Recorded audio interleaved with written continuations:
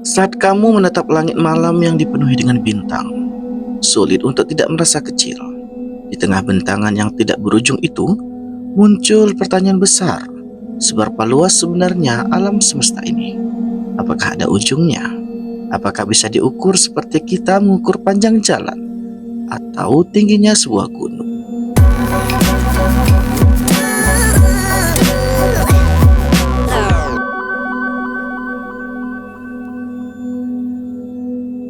Pertanyaan ini bukan hanya sekedar untuk orang biasa saja. Ilmuwan juga tertantang olehnya. Tapi tentu saja, mereka tidak bisa sekedar membawa penggaris kosmik dan langsung mengukurnya. Dibutuhkan pemahaman yang mendalam tentang cahaya, waktu, dan hukum fisika untuk bisa memperkirakan ukuran sesuatu yang belum pernah dan mungkin tidak akan pernah sepenuhnya kita capai. Ukuran alam semesta tidak diukur langsung, melainkan dihitung berdasarkan seberapa jauh cahaya yang telah berpergian sejak peristiwa Big Bang, peristiwa besar yang dipercaya sebagai awal dari segalanya, sekitar 13,8 miliar tahun yang lalu. Karena cahaya memiliki kecepatan terbatas, yakni 300 km per detik, maka melihat jauh ke angkasa berarti kita telah melihat masa lalu. Dengan prinsip ini, ilmuwan menggunakan jarak cahaya, khususnya tahun cahaya, untuk mengukur jarak antar objek di luar angkasa. 1 tahun cahaya adalah jarak yang ditempuh cahaya dalam 1 tahun, sekitar 9,4 triliun kilometer.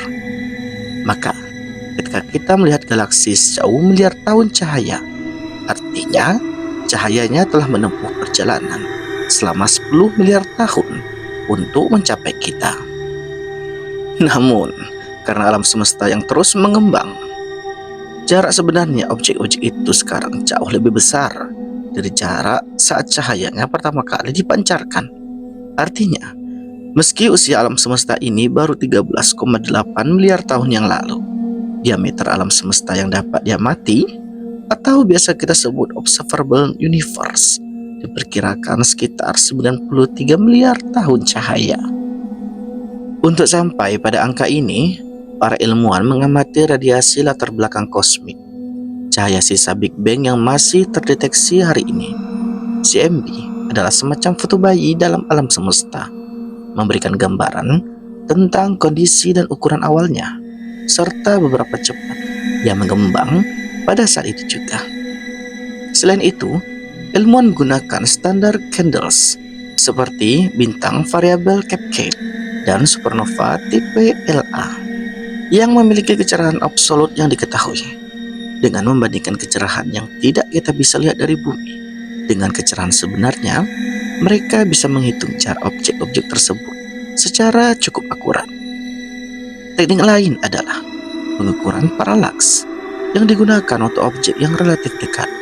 Ketika bumi berada pada 2 titik yang berbeda dalam orbitnya saat mengelilingi matahari, posisi bintang tampak sedikit bergeser terhadap latar belakang bintang yang sangat jauh.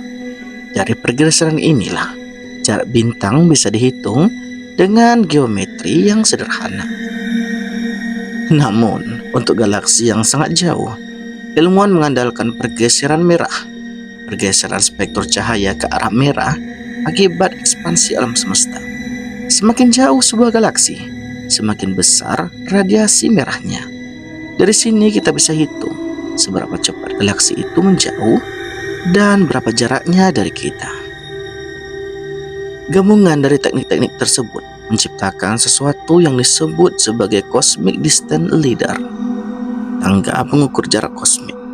Setiap langkah dalam tangga ini membantu memperkuat dan memperluas langkah sebelumnya, memungkinkan ilmuwan mengukur jarak dari sistem tata surya kita hingga ke ujung alam semesta yang dapat diamati.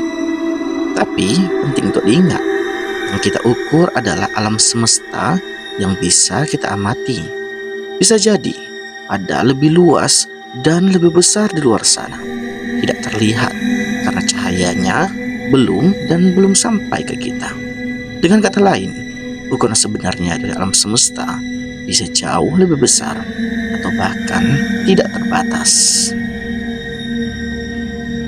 Meskipun alat-alat kita terbatas dan kita masih jauh dari kata bisa menjelajahi semuanya, manusia telah membuktikan bahwa dengan ilmu pengetahuan, bahkan sesuatu yang seluas alam semesta bisa dipelajari sedikit demi sedikit.